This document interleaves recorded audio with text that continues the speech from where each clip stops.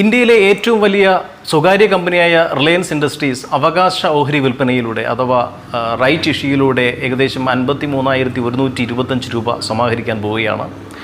അപ്പോൾ എന്താണ് അവകാശ ഓഹരി അല്ലെങ്കിൽ റൈറ്റ് ഇഷ്യൂ? ആ പേരിൽ തന്നെ അടങ്ങിയിട്ടുണ്ട്. അതായത് ഇപ്പോൾ എൻ്റെ കയ്യിലൊരു നമ്പർ ഓഫ് ക്വാണ്ടിറ്റീസ് ഉണ്ടെന്ന് വയ്ക്കുക. ഫോർ എക്സാമ്പിൾ എൻ്റെ കയ്യിൽ ഏകദേശം ഒരു 150 റിലയൻസ് ഇൻഡസ്ട്രീസിൻ്റെ ഷെയർ ഉണ്ടെന്ന് വയ്ക്കുക. അപ്പോൾ എനിക്ക് ഏകദേശം ഓരോ 15 ഷെയറിന് അവരുടെ കൊടുക്കുന്ന റേഷ്യോ എന്ന് പറയും 1:15 ആണ്. അതായത് 15 ഷെയറുള്ള ഒരാൾക്ക് ഒരു ഷെയർ അവർ ഒരു ഡിസ്കൗണ്ട് റേറ്റിൽ കൊടുക്കും. അതായത് ഇപ്പോൾ എനിക്കിപ്പോൾ 150 ഷെയർസ് ഉണ്ടെങ്കിൽ എനിക്ക് ഒരു പക്ഷേ 10 ഷെയർസ് കിട്ടും. 10 ഷെയർസ് ഒരു ഡിസ്കൗണ്ടഡ് റേറ്റിൽ, അത് എനിക്കൊന്നൊരു 14% ഡിസ്കൗണ്ടിലാണ് അവർ കൊടുക്കുന്നത്. അതാണ് ഇപ്പോൾ അവർ ഇഷ്യൂ ചെയ്യുന്നത്. അപ്പോൾ ഏറ്റവും പ്രധാനപ്പെട്ട കാര്യം എന്ന് പറയുന്നത് ആ ഷെയർസ് നമ്മുടെ കയ്യിൽ ഉണ്ടായിരിക്കണം. അതായത് നമ്മളാണ് അതിൻ്റെ ഓണേഴ്സ്. അപ്പോൾ ഈ ഓണേഴ്സ്, അതായത് ഈ ഷെയർസ് ഉള്ള നമുക്ക് ഇന്ന റേഷ്യോയിൽ തരുന്നു. അപ്പോൾ ചില കമ്പനികൾ കൊടുക്കുന്നത് 10:1 ആയിരിക്കും. അതായത് 10 ഷെയർസ് ഉണ്ടെങ്കിൽ ഒരു ഷെയർ കൊടുക്കും ഇത്ര ഡിസ്കൗണ്ട് റേറ്റിൽ. ഇപ്പോൾ റിലയൻസ് കൊടുക്കുന്നത് 15 ഷെയറുകളുള്ള ആൾക്ക് ഒരു ഷെയർ ഡിസ്കൗണ്ട് റേറ്റിൽ കൊടുക്കുന്നത് എത്രയാണ്? 1,425 രൂപയിലാണ്. അതായത് എല്ലാ വിലയും പോയിട്ട് 1,425 രൂപയിലാണെന്ന് തോന്നുന്നു അവർ കൊടുക്കുന്നത്. അപ്പോൾ ഉള്ള മാർക്കറ്റ് പ്രൈസിനേക്കാളും ഏകദേശം 14% കുറച്ചിട്ട്. അപ്പോൾ ഇതൊക്കെ പറയുന്നതിന് മുമ്പ് എനിക്ക് നിങ്ങളോട് ചെറിയൊരു കഥ പറയാനുണ്ട്. കഥ പറയുമ്പോൾ ഈ റൈറ്റ് ഇഷ്യൂവിലെ അന്തർധാരയും അതിലൊളിഞ്ഞിരിക്കുന്ന ചാണക്യതന്ത്രങ്ങളുമൊക്കെ നിങ്ങൾക്ക് മനസ്സിലാക്കാൻ സാധിക്കും. My dear friends, welcome back to Trade for Living. Trade for ലിവിങ്ങിൻ്റെ മറ്റൊരു കുഞ്ഞധ്യായത്തിലേക്ക് സ്വാഗതം. അപ്പോൾ നിങ്ങൾ ഇതുവരെയും ഈ ചാനൽ സബ്സ്ക്രൈബ് ചെയ്തിട്ടില്ല എങ്കിൽ താഴെ കാണുന്ന ആ ചുവന്ന ബട്ടൺ ഒന്ന് പ്രസ് ചെയ്തിട്ട് ഒന്ന് സബ്സ്ക്രൈബ് ചെയ്യുക. അപ്പോൾ എന്താണ് റൈറ്റ് ഇഷ്യൂ? ഈ റൈറ്റ് ഇഷ്യൂ ഞാൻ അംബാനി ഷെയറിനെ കുറിച്ച് പറയുന്നതിന് മുമ്പ് നമുക്ക് നമ്മുടെ IRCTCൻ്റെ ഒരു ഇതിലോട്ട് പോകാം. IRCTC ഇനിഷ്യൽ പബ്ലിക് ഓഫറിങ്ങിലൂടെ എമൗണ്ട് സമാഹരിക്കുകയാണ് ചെയ്തത്. അപ്പോൾ അവിടെ എത്രയായിരുന്നു? ഏകദേശം 650 രൂപയായിരുന്നു. എനിക്ക് തോന്നുന്നു 650 അല്ലെങ്കിൽ 750 രൂപയായിരുന്നു IRCTCൻ്റെ ഒരു ഓഹരിയുടെ വില. അപ്പോൾ അത് 2 മാസം കൊണ്ട് തന്നെ ഏകദേശം അത് 1,200 1,400 ഒക്കെ എത്തി അല്ലേ? അതായത് ലിസ്റ്റ് ചെയ്തത് അതിൻ്റെ ഒരു ഫെയർ വാല്യൂവിലാണ് ഓരോ കമ്പനിയും ലിസ്റ്റ് ചെയ്യുന്നത്. അതായത് നിങ്ങൾക്കോ എനിക്കോ ഒരു കമ്പനി ഉണ്ടെങ്കിൽ അതിൻ്റെ ഒരു ഫെയർ വാല്യൂ അല്ലെങ്കിൽ ഒരു ബേസിക് ആയിട്ടുള്ള വാല്യൂഷൻ വെച്ചിട്ടാണ് നമ്മൾ ആ കമ്പനി ലിസ്റ്റ് ചെയ്യുന്നത്. അപ്പോൾ IRCTC ലിസ്റ്റ് ചെയ്തത് വെറും 650 രൂപയ്ക്കാണ്. 2-3 മാസം കഴിഞ്ഞപ്പോൾ അത് ഏകദേശം ഒരു 100% കയറി. അപ്പോൾ 2 മാസം കഴിഞ്ഞു അല്ലെങ്കിൽ 3 മാസം കഴിഞ്ഞു 100% അധികമായി. ഇപ്പോൾ ഏകദേശം 1,500 എന്ന് വയ്ക്കുക. ഇപ്പോഴത്തെ സാഹചര്യം മാറ്റി വയ്ക്കുക. അപ്പോൾ 1,500 ആണെന്ന് വയ്ക്കുക. അപ്പോൾ അവർ പറയുകയാണ് 10:1 റേഷ്യോയിൽ ഞങ്ങൾ നിങ്ങൾക്ക് അവകാശ ഓഹരി അല്ലെങ്കിൽ റൈറ്റ് ഇഷ്യൂ തരികയാണ്.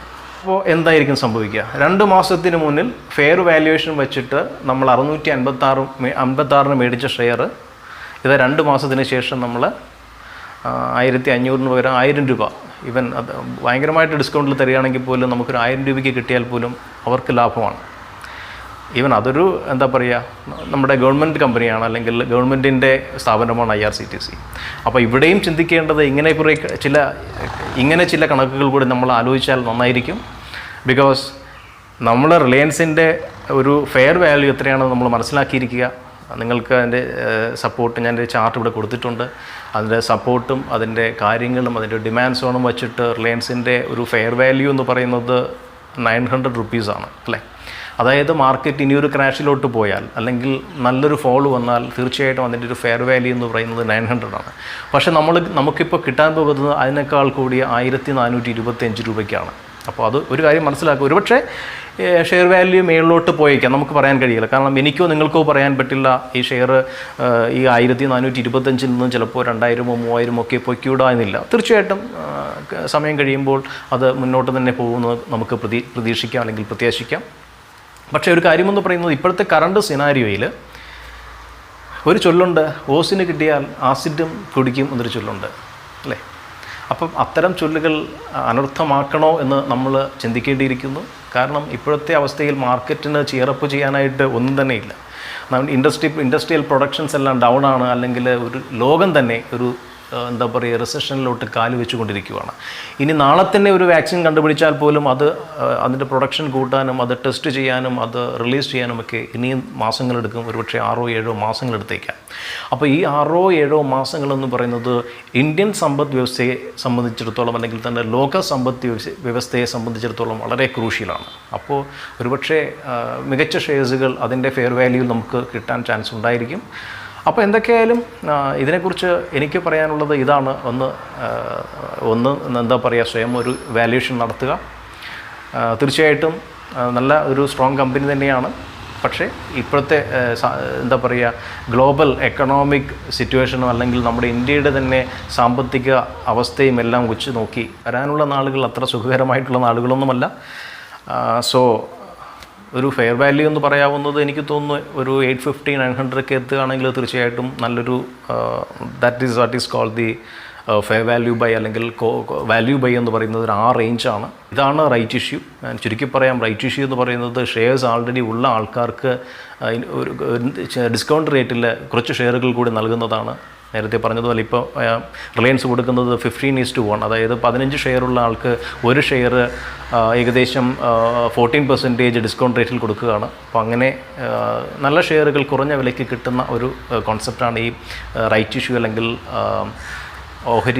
അവകാശ ഓഹരി വിൽപ്പന എന്ന് പറയുന്നത്. ഇതിലൂടെ കമ്പനിയുടെ പ്രവർത്തനങ്ങൾക്കുള്ള കൂടുതൽ പണം സമാഹരിക്കുകയാണ് ചെയ്യുന്നത്. ഒരുപക്ഷെ അവരുടെ ഈ റിലയൻസിൻ്റെ കേസിൽ അവർ കടം എഴുതിത്തള്ളാൻ അല്ലെങ്കിൽ അവരുടെ ഡെപ്റ്റ് അടച്ചു തീർക്കുന്നതിന് വേണ്ടിയിട്ടാണ് ഈ ക്യാഷ് ഉപയോഗിക്കുന്നത്. അപ്പോൾ ശ്രദ്ധിക്കുക, ഈ അടുത്തിടെയാണ് നമ്മുടെ ഫേസ്ബുക്കിൻ്റെ ഓണർ മാർക്ക് സക്കർബർഗ് ഇതിലോട്ട് എൻട്രി ചെയ്തത്. അപ്പോൾ തന്നെയാണ് അതിൻ്റെ ഒരു ഭയങ്കരമായ പ്രൈസ് ഷൂട്ടപ്പ് ചെയ്തത്. ഉടൻ തന്നെ അതിൻ്റെ അവകാശ ഓഹരി വിൽപ്പനയുമായിട്ട് അംബാനി മുന്നേറുകയാണ്. അപ്പോൾ എന്താണ് റൈറ്റ് ഇഷ്യൂ എന്നും അപ്പോൾ അതിൻ്റെ പുറകിലുള്ള കളികൾ എന്തൊക്കെയാണെന്ന് നിങ്ങൾക്ക് മനസ്സിലായി എന്ന് പ്രതീക്ഷിക്കുന്നു. മറ്റൊരു വീഡിയോയുമായി വരുന്നവരെ ഗുഡ് ബൈ.